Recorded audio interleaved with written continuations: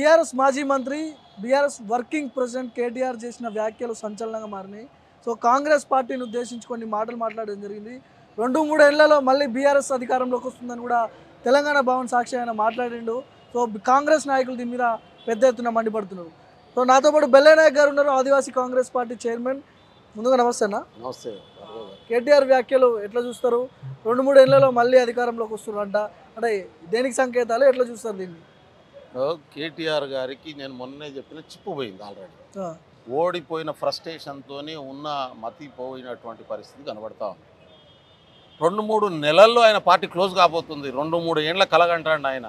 2-3 నెలల్లో పార్లమెంట్ ఎన్నికల తర్వాత కాంగ్రెస్ పార్టీ చాలా స్పష్టంగా చెప్తా ఉంది, నీ పార్టీ ఉండదు. నిన్న హైదరాబాద్ రివ్యూ మీటింగ్ పెట్టుకుంటే హైదరాబాద్ కార్యకర్తలంతా ఆయన మీద తిరుగుబాటు చేస్తున్నటువంటి పరిస్థితి, గ్రామాలలో టీఆర్ఎస్ పార్టీ మొత్తం ఖాళీ అవుతున్నటువంటి పరిస్థితి, ఇంతకాలం అధికారాన్ని అడ్డం పెట్టుకొని చేస్తున్నటువంటి దోపిడీ డబ్బుతోని కంట్రోల్ చేసేటటువంటి ప్రయత్నం చేసిండ్రు. ఇవాళ టీఆర్ఎస్ పార్టీ పునాది లేకుండా పోయేటటువంటి ప్రమాదం వచ్చింది. అది చూసుకోమంటున్నాను. ఇప్పుడు మేము రాజ్యాంగబద్ధంగా ప్రజాస్వామ్యబద్ధంగా ప్రజలు మాకు అవకాశం ఇచ్చారు, మేము పాలన కొనసాగిస్తాం. డిస్టర్బ్ చేసే పని మొదలు పెడితే నేను మళ్ళీ చెప్తా ఉన్నాను, ఇప్పటికే మా పిసిసి అధ్యక్షులు రాష్ట్ర ముఖ్యమంత్రి గారు పదే పదే చెప్పారు, మేము ఎవరిని గెలకం, మమ్మల్ని గెలికితే ఎవడు ఉండడు. నేను అంటున్నా బాబామర్దులు ఇద్దరు మిగులుతారు. అంటే గేట్లు ఓపెన్ చేస్తే అందరూ వస్తారు, రెడీ ఉన్నారు, ఖాళీగానికి రెడీ ఉంది. ఒక్క ఎమ్మెల్యే ఉండడానికి సిద్ధంగా లేరు. మేము ప్రజాస్వామ్యాన్ని గౌరవిస్తాం కాబట్టి పద్ధతి ప్రకారం పనిచేస్తూ ఉన్నాం. ప్రజలకు ఎట్లా మేలు చేయాలి, వీళ్ళు దోసుకున్న దోపిడీని ఎట్లా బయటికి తీయాలి, మేము ఇచ్చిన హామీలు ఎట్లా అమలు చేయాలి. 10 సంవత్సరాల నుంచి కష్టాలతో జనాలు ఇబ్బంది పడుతున్నారు, ఉద్యోగాలు లేక విద్యార్థులు ఇబ్బంది పడుతూ ఉన్నారు. ఆ ఉద్యోగాలు ఎట్లా కల్పించాలి, ఈ అప్పులు ఎట్లా తీర్చాలి, ప్రజలను ఎట్లా నిలబెట్టాలి, గౌరవంగా బతికే పరిస్థితులు తీసుకురావాలని మేము ఆలోచిస్తున్నాం. ప్రభుత్వాన్ని కూలుస్తాం, మేము అధికారంలోకి వస్తాం, ప్రజా తీర్పును గౌరవించాం. ఈ పిచ్చి పిచ్చి మాటలు మాట్లాడితే ఒక్క ఎమ్మెల్యే ఉండడాడు. ఇప్పుడు మిగులుతారు, కేటీఆర్, కేసీఆర్, హరీష్ రావు, ఈ ముగ్గురు తప్ప ఇంకోటి మిగిలాడు. ఇప్పుడు కేటీఆర్ గతంలో పల్లారాజేశ్వర రెడ్డి ఇలాంటి వాళ్ళు కూడా మాట్లాడారు. మళ్ళా 6 నెలల్లో ఏడాదో పోతే కేసీఆర్ ముఖ్యమంత్రి ఉంటాడు. అందుకనే అందరికంటే ముందు అదే ఇప్పుడు మాట్లాడిన వాళ్ళే రానికి రెడీ ఉన్నటువంటి పరిస్థితి కూడా ఉంది. వాళ్ళు ఎందుకు మాట్లాడుతూ నేను అందుకనే చెప్తా ఉన్నాను, ప్రజాస్వామ్యాన్ని ప్రజల తీర్పును గౌరవించి పనిచేయడం మా బాధ్యత. దొంగ తిరుగుడు పనులు చేస్తే ఎటువంటి గుణపాఠం నేర్పించాలో అది నేర్పించడానికి మేము సిద్ధంగా ఉన్నాం. ఎందుకు ఏక్నాథ్ షిండే అంటున్నాడు రేవంత్ రెడ్డిని, చోటా మోడీ అంటున్నాడు, లోక్సభ ఎన్నికల తర్వాత మొత్తం మీరు బీజేపీ కలిసిపోతారంట. ఇవాళ మీరు ఇంటర్వ్యూ అడుగుతున్న సందర్భంలో అస్సాంలో రాహుల్ గాంధీ గారు బీజేపీ ప్రభుత్వానికి వ్యతిరేకంగా గుడికి పోనీయకుండా అడ్డుకుంటే రోడ్డు మీద కూర్చొని నిరసన దీక్ష చేస్తున్నటువంటి సందర్భంలో మాట్లాడుతున్నాం మనం. బీజేపీ కాంగ్రెస్ కలిసిపోయిందని మాట్లాడేటోడు ఎవరైనా ఏమన్నా దానికి సిగ్గుచరం ఉంటుందా, దానికి ఎవరైనా పట్టించుకుంటాడా, ఆ మాటకి ఏమైనా వాల్యూ ఉంటుందా? మనం ఆలోచించాలి కదా మాట్లాడే ముందు. మనం మాట్లాడేదానికి ఏమైనా వ్యాలిడిటీ, క్రెడిబిలిటీ పోతుంది అనేది. అంటే క్రెడిబిలిటీ లేని వాళ్ళు కాబట్టి వాళ్ళు ఏదైనా మాట్లాడవచ్చు అనుకుంటారు. కాంగ్రెస్ పార్టీ, బీజేపీ పార్టీ దేశవ్యాప్తంగా ఇవాళ ఒకటికొకటి పోటీ పడుతున్నటువంటి పరిస్థితి. రాజకీయ ప్రత్యర్థులు ఉన్నటువంటి పార్టీ రేపు బీజేపీని ఓడించి మేము ప్రభుత్వంలో రావడం కోసం మా ప్రయత్నం మేము చేస్తున్నటువంటి పరిస్థితి ఉంది. ఇక్కడ అసలు బీఆర్ఎస్ రోల్ అయిపోయింది. వాళ్ళు ఎప్పుడైతే టీఆర్ఎస్ నుంచి బీఆర్ఎస్గా మారినరో వాళ్ళ రోల్ అయిపోయింది. ఎప్పుడు ఫక్తు రాజకీయ పార్టీలను పెట్టుకొని దోసుకోవడం మొదలు పెట్టిరో ప్రజలు దూరం అయిపోయినరు. ఇవాళ మిగిలింది ఏమున్నది వాళ్ళ దగ్గర? అడ్డగోలుగా కొన్ని ఛానల్స్ని ప్రచారం చేసి వ్యతిరేకంగా అట్లా గెలిచిరని మిమ్మల్ని అంటున్నారు. ఇప్పుడు ప్రజలు పిచ్చోళ్ళ అంటే ఓట్లేసి మమ్మల్ని గెలిపించిన ప్రజలు పిచ్చోళ్ళ? మాకు ప్రజాస్వామ్యం మీద ప్రజల మీద నమ్మకం ఉంది. ప్రజలు గెలిపించారు, అసహించుకుంటున్నారు, వాళ్ళ కార్యకర్తలు అసహించుకుంటున్నారు. ఇంకోళ్ళ దాకా వదిలిపెట్టు, ప్రజల దాకా వదిలిపెట్టు. రివ్యూ మీటింగ్లు పెడితే కేటీఆర్ను తిట్టని కార్యకర్త నాయకుడు ఎవడన్నా ఉన్నాడు ఆ బీఆర్ఎస్ పార్టీలో? నువ్వు చేపట్టే ఓడిపోయిన ముఖం పట్టుకొని తిడుతున్నారు. చీమునెత్తున ఉంటే పక్కకు కూర్చోవాలి, రిజైన్ చేయాలి, ఆయన పోస్టుకు బాధ్యత తీసుకోవాలి. కేసీఆర్ నూడగొట్టిరు, ఇంకేం మాట్లాడతారు వాళ్ళు? ఇప్పుడు ఈ 6 గ్యారంటీలు ఏవైతే ఉన్నాయో కొద్ది రోజుల్లో లోక్సభ ఎలక్షన్ కూడా వస్తుంది. ఈ లోపే 6 గ్యారంటీలు అమలు చేయాలి, తర్వాత తప్పించుకునే ప్రయత్నం చేస్తారు. ఎలక్షన్ కోడ్ వచ్చింది కాబట్టి అమలు చేయట్లేదని వెనక్కి దిగే ప్రయత్నం జరుగుతుందని హరీష్ రావు అంటున్నాడు. అంటే ఎలక్షన్ నోటిఫికేషన్ ముందే అమలు చేయాలంటున్నాడు హరీష్ రావు. హరీష్ రావు గారు మాట్లాడతాడు. హరీష్ రావు ఈ మామ తలకాయ నరకరా అంటున్నాడు. ఎందుకు మాట్లాడంటే దళితుని ముఖ్యమంత్రి చేయకుండా నేను తలకాయ నరుపుకుంటా అన్నాడు. కొన్ని హరీష్ రావు అగ్గిపేట పట్టుకుని ఏమైనా దళగ పెట్టుకునే పని చేసిండా? ఉద్యమంలో రెచ్చగొట్టి ఇవాళ 1200 మంది చచ్చిపోవడానికి కారకుడైండు. సిగ్గుశరం లేకుండా మాట్లాడితే ఎట్లా ఆయన? అంటే బుద్ధి ఉండాలి కదా మాట్లాడే ముందు. మేము 6 గ్యారంటీలు అమలు చేస్తామన్నాం, చేస్తున్నాం. ఎలక్షన్ కూడా వస్తే పక్కపోతుంది 6 గ్యారంటీ ఎందుకు అమలు చేయమనుకుంటారు? మీ లేక అబద్ధాలు చెప్పేటోళ్ళమా, మోసాలు చేసేటోళ్ళమా, లేకుంటే ఏ గుడికాడ ఆ పాట పాడేటోళ్ళమా? మేము కాంగ్రెస్ పార్టీ ఒక్కసారి మాట్లాడి చెప్పిందంటే ప్రామిసరీ నోటు మీద రాసిచ్చినట్టే. కాంగ్రెస్ పార్టీ చెప్పిన మాటను 100% అమలు చేస్తుంది. మీ లేక పారిపోయేటటువంటి వాళ్ళం కాదు. అది మీకెందుకు టెన్షను? ప్రజలకు మాకు జరిగిన ఒప్పందం, ప్రజలు మాకు ఓట్లు వేసారు, ప్రజలకు మేము గ్యారంటీ ఇస్తున్నాం. నువ్వెవని అడగనికి నీకేం అర్హత ఉంది, నీకేం హక్కు ఉన్నది? 14 సంవత్సరాల ఉద్యమంలో చెప్పిన ఒక్క హామీని అమలు చేయలేవు నువ్వు. మేము చెప్పలేదని చెప్పి తప్పించుకుంటేవి. కాబట్టి నీకే నైతిక హక్కు లేదంటున్నాను. నువ్వు ఓడిపోయి మూలకు కూసో, నీతో ఏమీ కాదు, నువ్వేమీ చేయలేదు. చూస్తే తెలుస్తా ఉన్నది మొత్తం పొక్కలన్నీ బయటపడుతున్నాయో. ఒక్కొక్క డిపార్ట్మెంట్ దవ్వుతా ఉంటే వేల కోట్ల లక్షల కోట్ల రూపాయల అప్పులు బయటపడుతున్నటువంటి పరిస్థితి ఉంది. మొత్తం దివాళా తీయించేసి ఈ రాష్ట్రాన్ని మొత్తం పందికొక్కులు తోడినట్టు తోడేసిండ్రు. అంతకంటే ఘోరమైనటువంటి పరిస్థితి రాష్ట్రంలో ఉంది. మీరు చూస్తున్నారు వేల మంది రోజుకు మంత్రుల దగ్గరికి, ముఖ్యమంత్రి దగ్గరికి, డిప్యూటీ సీఎం దగ్గరికి వేల మంది ప్రజలు 10 సంవత్సరాలుగా ఇవాళ పేరుకపోయినటువంటి సమస్యలను పట్టుకొని వచ్చి మాకు న్యాయం చేయమని అడుగుతూ ఉన్నారు. నేను అడుగుతా ఉన్నాను, కేటీఆర్ గారికి కానీ హరీష్ రావు గారికి కానీ మీకు చిత్తశుద్ధి ఉంటే ఏ మంత్రి క్యాబిన్ కన్నా వచ్చి ఒక్కసారి చూడండి. మీరు ఏ మంత్రి క్యాబిన్ కన్నా ఇప్పుడు వచ్చేసి చూడండి ఎన్ని వేల మంది ఒక్కొక్క మంత్రుల దగ్గర దరఖాస్తులు పట్టుకొని జనం ఉన్నారో మీకు కనబడతా ఉంది. ఎందుకు ఇంతమంది వస్తున్నారు? వాళ్ళకి ఆల్రెడీ ప్రజలకు భరోసా వచ్చింది, ప్రజాపాలన వచ్చింది, ప్రజాప్రభుత్వం వచ్చింది, మాకు సమస్యలు పరిష్కరిస్తారనే నమ్మకం వచ్చింది. మీరు కనీసం ప్రజల్ని గెలవలేదు, ఓదార్చే ప్రయత్నం చేయలేదు, బాధలు తీర్చే ప్రయత్నం చేయలేదు. మీకు మాట్లాడే హక్కు ఎక్కడిది? మీరు ప్రతిపక్షంలో ఉన్నప్పుడు కాంగ్రెస్ పార్టీ అధికారంలోకి రాగానే నెక్స్ట్ మంత్ నుంచి కరెంటు బిల్లులు మేమే కడతామని ముఖ్యమంత్రి చెప్పిండు సాక్షాత్. గతంలో పిసిసి అధ్యక్షుడు ఉన్నాడు, ఇప్పుడు కూడా ఉన్నాడు. కానీ ఇప్పటి నుంచి కరెంటు బిల్లులు ఖచ్చితంగా సోనియా గాంధీ ఇంటికి పంపించాలంటున్నాడు కేటీఆర్.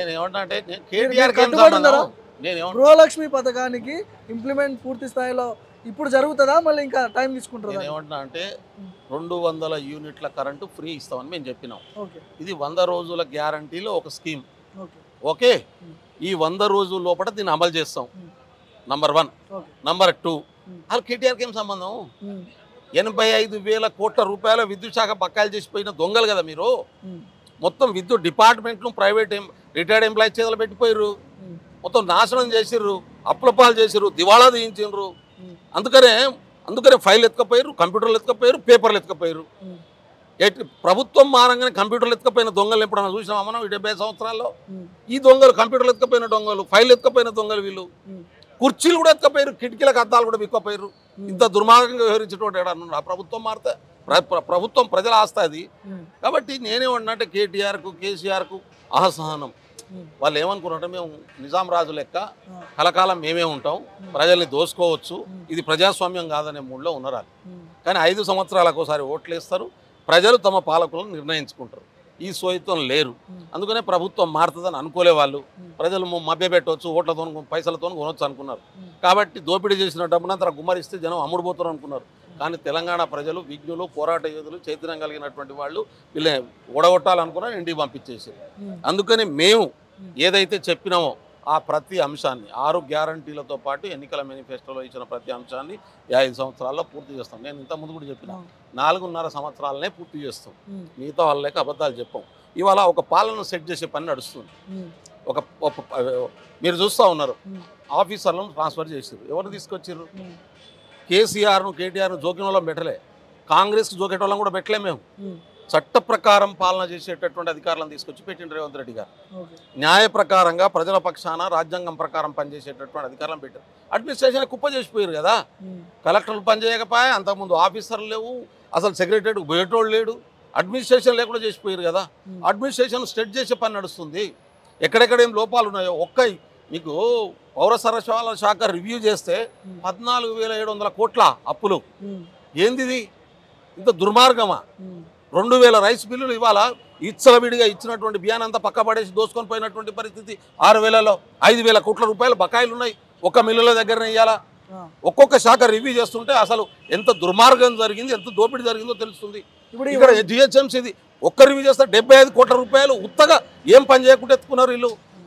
ఈ దొంగలనేం కదా, అంతకంటే ఎక్కువ ఊడ్చుకొని పోయినటువంటి పరిస్థితి ఉంది. ఇప్పుడు 100 రోజులో ఏడాదో ఇవన్నీ అమలు కాకపోతే ప్రజలందరూ తిరగబడతారంట. తిరగబడితే పులి కూడా బయటకు వచ్చే ఛాన్స్ ఉందంట. పులి బయటకు వస్తే ఆల్రెడీ దానికి పులికి బోన్ రెడీ ఉంది, వాళ్ళ రెడీ ఉంది, తీసుకుపోయి దాంట్లో పడేస్తాం. వీళ్ళు జైలుకు పోవడం ఖాయం. వీరు చేసిన దోపిడీ బయటికి రావడం ఖాయం. కేటీఆర్ ఏ జైలుకి పోతాడో ఊచలు లెక్క పెట్టే పరిస్థితి రాబోతున్నది. హరీష్ రావు జైలుకు పోవడం ఖాయం. మీరు చేసినటువంటి దోపిడీ బయటికి వస్తుంది. దోపిడీ కంటే ఇంకేమైనా కొత్త పదం చూడాలి వీళ్ళ కోసం. అది కూడా సరిపోయేటట్టు కాళేశ్వరంపై చర్యలు ఉంటాయా మరి? 100% అవినీతి చేసిన లోపలేస్తామని ఖచ్చితంగా ఉంటాయి. కాళేశ్వరం ఒక్కటే కాదు, ఏ శాఖలో ఎవడెవడు ఎంత తిన్నాడో అవన్నీ కక్కిచ్చి రికవర్ చేసి ప్రజాస్వామ్యం జమ చేయాల్సినటువంటి అవసరం ఉంది. ఖచ్చితంగా మా పార్టీ అది చేస్తుంది, మా ప్రభుత్వం అది చేస్తుంది. లోక్సభ ఎన్నికల్లో ఎవరెవరికి ఫైట్? మీకు బీజేపీకా, మీకు బీఆర్ఎస్ కా? అసలు మాకు ఫైటే లేదు ఇంకోలతో. 1 సైడెడ్ ఉన్నాయి. ఇక్కడ 10 సంవత్సరాల నుంచి కేంద్రంలో బీజేపీ అధికారంలో ఉంది. ఏం చేసింది బీజేపీ? ప్రజలకు ఒక్కొక్కరు అకౌంట్కు 15 కోట్ల లక్షల రూపాయలు తీసుకొచ్చి ఇస్తాడు. ఇయ్యలే కదా. ఆయన చేసినటువంటి పని ఏమీ లేదు, ప్రయోజనం ఏమీ లేదు. దాంతో ఏం వచ్చినటువంటి పరిస్థితి ఉంది ఇవాళ. కాబట్టి నోట్ల బందీ అయితే పైసలు వచ్చేస్తాయి అన్నాడు ఆయన. నోట్ల బందీ చేసిండు, జనాలకు మేలుగాలే. 273 మంది చనిపోయినరు. వచ్చిందేం ప్రయోజనం ఉన్నటువంటి పరిస్థితి ఉంది. పార్లమెంట్ ఎన్నికల్లో కాంగ్రెస్ పార్టీ 17కు 17 సీట్లు ఇక్కడ గెలవబోతున్నది. కాబట్టి పార్లమెంట్ ఎన్నికలు ఖచ్చితంగా గెలుస్తాం. టీఆర్ఎస్ కానీ బీఆర్ఎస్ కానీ బీజేపీ కానీ దరిదాపుల్లో కూడా లేవు. లోక్సభ ఎన్నికలు వేరు, అసెంబ్లీ ఎన్నికలు వేరు కదా. లోక్సభకు వచ్చేసరికి కొంత బీజేపీ ఫేవర్గా ఉంటుందని కొన్ని చర్చలు జరుగుతూ ఉన్నాయి. సో అసెంబ్లీ ఎన్నికలు అయిపోయినాయి, రాష్ట్రంలో కాంగ్రెస్ అధికారంలోకి వచ్చింది, అయిపోయింది. ఎట్లా ఉంటుంది ఫైట్ అంటున్నా నేను. ఇప్పుడు కాంగ్రెస్ పార్టీ తెలంగాణ స్టేట్కు పరిమితమైనటువంటి పార్టీ కాదు. భారతదేశంలో ఉన్నటువంటి 545 స్థానాల్లో పోటీ చేయగలిగినటువంటి శక్తి ఉన్నటువంటి పార్టీ. బీజేపీ పార్టీ అయినా కొన్ని రాష్ట్రాల్లో వాళ్ళకు కొన్ని బూతుల్లో కార్యకర్తలే లేరు. కొన్ని రాష్ట్రాల్లో రిప్రజెంటేషన్ లేనటువంటి రాష్ట్రాలు ఉన్నాయి వాళ్ళకు. తమిళనాడు ఉందనుకో బీజేపీ ఏడు ఉంటుంది, కేరళ ఉందనుకో బీజేపీకి అడ్రస్ ఏడు ఉన్నది, కర్ణాటక ఉందనుకో బీజేపీకి మాకు ఫైట్ ఉన్నటువంటి పరిస్థితి, ఆంధ్రప్రదేశ్ ఉందనుకో బీజేపీ ఏడు ఉన్నది, తెలంగాణలో కూడా అదే పరిస్థితి వాళ్ళది. లాస్ట్ టైం పరిస్థితి వేరు, ఇవాళ పరిస్థితి వేరు. రెండోది, ఇక్కడ కేసీఆర్ గత 10 సంవత్సరాల్లో ఎట్లయితే అధికారంలో ఉండి అధికార దుర్వినియోగాన్ని పాల్పడి దోసుకున్నాడో సేమ్ పనిని ఇలా బీజేపీ దేశంలో అధికారంలో ఉండి పని చేసినటువంటి పరిస్థితి ఉంది. ఒక్క 45 సంవత్సరాల క్రితం ఆర్థిక పరిస్థితి ఎట్లా ఉందో ఆ పరిస్థితి తీసుకెళ్ళింది. 1 కాదు 2 కాదు 18 కోట్ల మంది దరిద్ర దిగువన నెట్టేసినటువంటి పరిస్థితి ఉంది. 2 కోట్ల ఉద్యోగాలు ఇస్తానని చెప్పి ఇప్పుడు దాదాపు 20 కోట్ల ఉద్యోగాలు రావాలి. 15 లక్షల ఉద్యోగాలు ఇవ్వలేనటువంటి పరిస్థితి. ప్రభుత్వ రంగ సంస్థల్లోనే 65 లక్షల ఉద్యోగాలు ఖాళీ ఉన్నటువంటి పరిస్థితి ఉంది. భర్తీ చేయాలన్నటువంటి స్థితి ఇవాళ భారతదేశంలో ఉంది. కాబట్టి మోడీ ప్రధానమంత్రిగా పూర్తిగా ఫెయిల్ అయింది. ఆ ఫెయిల్యూర్ను డైవర్ట్ చేయడం కోసం వాళ్ళు ఏం చేస్తారంటే దేవుని దిక్కు మతం దిక్కు చెప్తారు. నీ ఆర్థిక పరిస్థితి ఎట్లా మారింది, నీ జీవన ప్రమాణాలు ఏం పెరిగినాయి, మేము 10 సంవత్సరాలుగా ఏం చేసినాం అనే దమ్ము ధైర్యం ఉంటే బీజేపీకి అవి చెప్పమని చెప్పండి. అయోధ్య రామ మందిరం ప్రాణ ప్రతిష్ఠ వీటన్నిటిని ఎట్లా చూస్తారు? నేను అన్నా ఇవన్నీ కూడా మోడీ ఫెయిల్యూర్స్ను డైవర్ట్ చేసే స్కీమ్స్. మోడీ తన చేతగాని తనాన్ని 10 సంవత్సరాల తన పాలనా వైఫల్యాన్ని దానివల్ల జరిగిన నష్టాన్ని డైవర్ట్ చేయడం కోసం అయోధ్యని రాముని అడ్డం పెట్టుకొని బతుకుదామని చూస్తూ ఉన్నాడు. ఇప్పుడు రాముని పూజించడం గౌరవించడం అందరి బాధ్యత, అందరం పూజిస్తాం. మోడీ గొప్పతనం ఏముంటుంది దాంట్లో? ఏముంటుంది? రామచంద్రమూర్తిని అడ్డం పెట్టుకొని బతకాలనే నీచ రాజకీయాలు ఏంది నీకు? నువ్వు 10 సంవత్సరాలు ఏం చేసినావు చెప్పరాదు? 10 సంవత్సరాలు నీ పాలన వల్ల ప్రజలకు వచ్చిన మేలేందో చెప్పరాదు? దాన్ని అడ్డం పెట్టుకొని ఇదా చెప్పుకునేది? ఇదా నువ్వు చేసేది? ఎన్ని కోట్ల ఉద్యోగాలు ఇచ్చినావో చెప్పు, ఎన్ని జీవన ప్రమాణాలు పెంచినావో చెప్పు, ఎన్ని కంపెనీలు పెట్టినావో చెప్పు, ఎంతమంది బాగుపడరో చెప్పు, ఎన్ని కుటుంబాలు ముందుకు వచ్చినాయో చెప్పు. ఇవి లేవు నీ దగ్గర. అన్ని వర్గాలు ఈ దేశంలో ఖతమైపోయినాయి బీజేపీ తీసుకున్న లోక్సభ ఎన్నికల కోసమే 100%. 10 సంవత్సరాల మోడీ వైఫల్యాల నుంచి బయటపడడం కోసం శ్రీరామచంద్రమూర్తిని అడ్డం పెట్టుకొని తన రాజకీయ లబ్ధి పొందుదామని చూస్తున్నారు. భారత ప్రజలు విఘ్నులు కాబట్టి దీన్ని పట్టించుకునేటటువంటి పరిస్థితి ఉండదు. అందుకనే ఇక్కడ ఎట్లయితే 10 సంవత్సరాలు టీఆర్ఎస్ బీఆర్ఎస్ ఫెయిల్ అయిందో అక్కడ కూడా BJP and BJP alliance partners కేంద్రంలో ఫెయిల్ అయినటువంటి పరిస్థితి ఉంది. ఈ ఫెయిల్ అయినటువంటి పరిస్థితి 1 కాదు 2 కాదు 4000 కిలోమీటర్లు చైనా వచ్చేసింది భారతదేశంలో. ఏం మాట్లాడుతున్నాం? 7 కిలోమీటర్లకు లడాక్, 7 కిలోమీటర్ల అవతల వచ్చి చైనా ట్రూప్స్ కూర్చొని ఉన్నాయి. గ్రామాలు నిర్మించేసింది. భారతదేశం ఆక్రమణకు గురవుతున్నటువంటి స్థితి ఉంది. ఏం సమాధానం చెప్తారు మోడీ? ఏం సమాధానం చెప్తారు ఆయన? ఈ టైంలో చేసుడు కరెక్ట్ కాదంటారు మీరు? అసలు గుడి ఇప్పుడు నేను చెప్పట్లేదు, మన అందరికి తెలుసు శంకరాచార్య పీఠాలు భారతదేశంలో పునాది దేశం.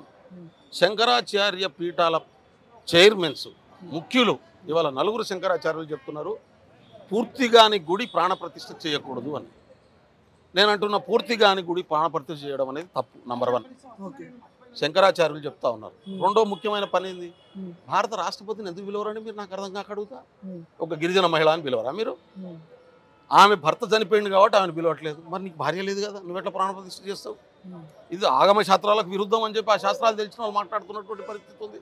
ఏం సమాధానం చెప్తారు? వాళ్ళు చెప్తున్నారు మీ రాజకీయ అవసరాల కోసం దేవుణ్ణి లాగకండి అని చెప్పి వాళ్ళు చెప్తున్నారు. అదే మాటను మేము చెప్తా ఉన్నాం. మోడీ తన శాతగానితనాన్ని, తన పాలనా వైఫల్యాన్ని, తన విధ్వంసాన్ని కాపాడుకోవడం కోసం శ్రీరామచంద్రమూర్తిని అడ్డం పెట్టుకున్నాడు. నీకు దమ్ ఉంటే, ధైర్యం ఉంటే, చేతనైతే 10 సంవత్సరాల కాలంలో ఈ భారత ప్రజలకు ఏం చేసినావో చెప్పు. నువ్వు 1 by 1 ఏ అంశం మీద చర్చకు రావడానికన్నా సిద్ధం.